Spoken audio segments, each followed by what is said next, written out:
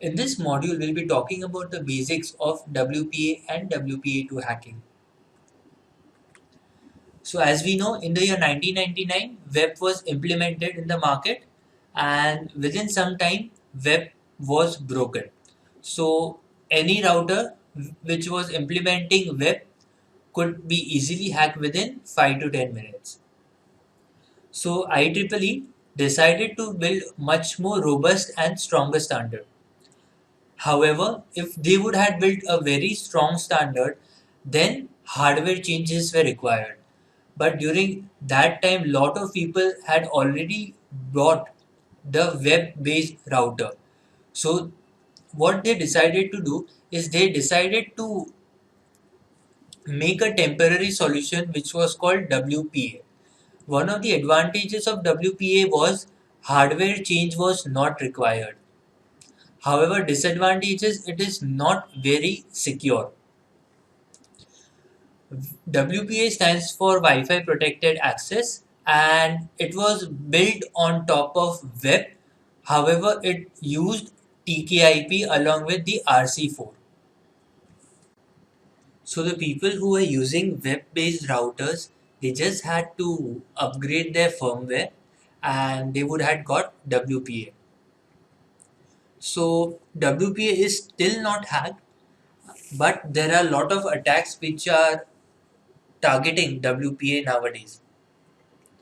So as it was a temporary based solution, after WPA, IEEE built WPA2, which was a long time solution. And this is what we use in most of the routers nowadays. One of the disadvantages of WPA2 was hardware change was required. So all the routers during the old times which had web would need to be changed in order to support WPA2. So all the new routers they come pre-configured with WPA2. One of the significant changes was WPA2 used AES along with CCMP. So TKIP and RC4 were scrapped and newer and much more better encryption algorithm were implemented. It is considered very secure and WPA2 nowadays does not have a proper vulnerability through which it can be hacked easily. So one of the ways where WPA2 can be hacked is when a client connects to a Wi-Fi access point which is based on WPA or WPA2, there occurs a four-way handshake with the router. If we manage to capture this four-way handshake, then we can run a dictionary or a brute force attack on that handshake in order to recover the key file.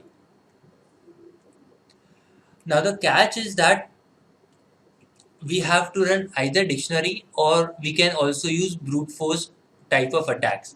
Now the problem with that is it can take from minutes to even years to crack, and some of them can not be even cracked in a lifetime. So unlike web, where our main focus was to capture a lot of unique IVs which were generated by the data packets. So we were able to do it within 5 to 10 minutes. However, WPA and WPA2 networks works a lot differently.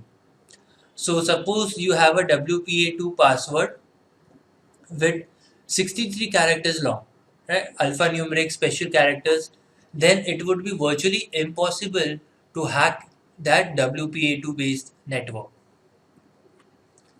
So if we look into the computational part, a 25 character password with alphanumeric and possible symbols also might take even hundreds of years to crack. So our only hope is that the client or the victim is using weak password, and that is the only thing that we expect. So if the victim is not using weak password and is using a very strong password, then it would be impossible to directly attack the WPA or WPA2 based networks.